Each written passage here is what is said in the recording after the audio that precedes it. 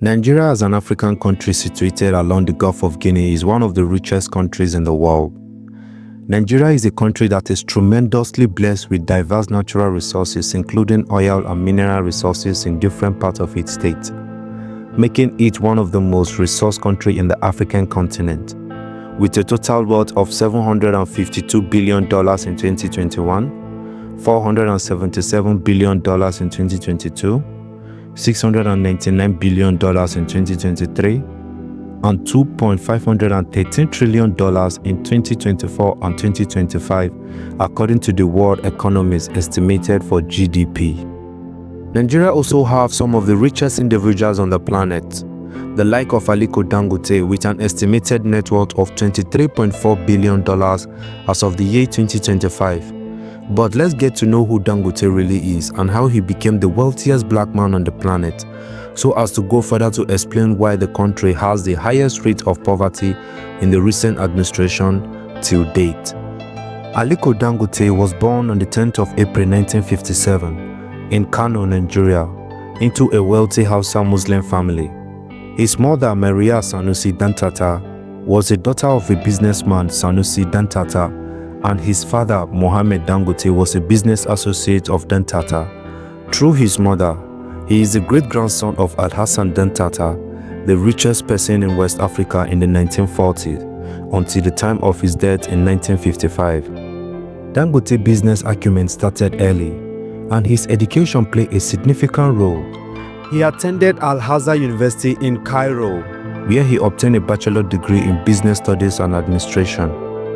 The seed of Dangote's empire was sown when Dangote received a 500,000 naira loan from his uncle to start trading in commodities, including bag of cement as well as agricultural goods like rice and sugar. His business sphere grew through early on, and he quickly expanded his operation. Dangote business grew exponentially in the 1990s when he began to vertically integrate his operation, moving from trading to manufacturing. He established the Dangote Group, which today is the largest industrial conglomerate in West Africa, with interest in commodities like sugar, salt, flour, and cement. As of March 2025, the Forbes billionaire list estimated his net worth at $23.4 billion, making him not only the richest person in Africa, but also the richest black person on the planet, and the 87th richest in the world. But Dangote is not only the richest billionaire in Nigeria. We also have the like of Mike Adenuga, with an estimated net worth of $6.8 billion, making him the 5th richest in Africa and the 480 richest in the world. We also have the like of Abdulsamad Rabihu, with an estimated net worth of $4.7 billion, making him the 6th richest in Africa and the 714 richest in the world. We also have other wealthy Nigerians that are well known around the world. Despite Nigerian riches in billionaires and resources, like oil and minerals, the nation struggles with a staggering level of poverty. Recent data from World Bank paint a sobering picture of Nigeria's population exceeding 200 million. Over 104 million Nigerians live below the poverty line. That is more than half of the country's population live in extreme poverty, from graduate to non-graduate and even civilians. Because the cost of living in Nigeria gets harder and tougher by the day, that almost all Nigerians can hardly feed 2 square meals a day.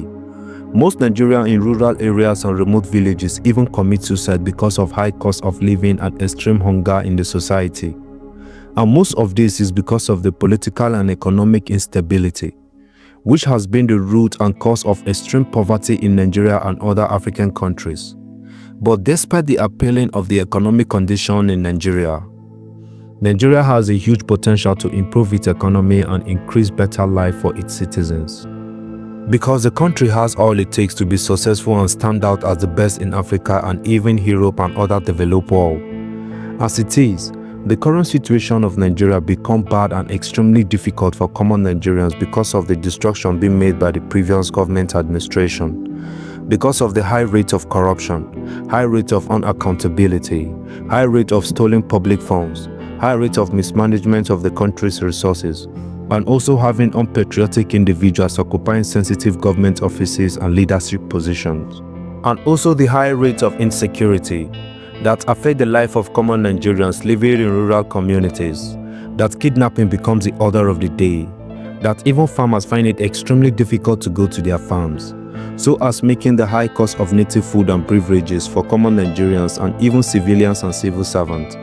All this is as a result of not punishing those involved in high rates of corruption, and the judicial system not strong enough to hold the unpatriotic leaders accountable for their crimes and actions to the country's economy.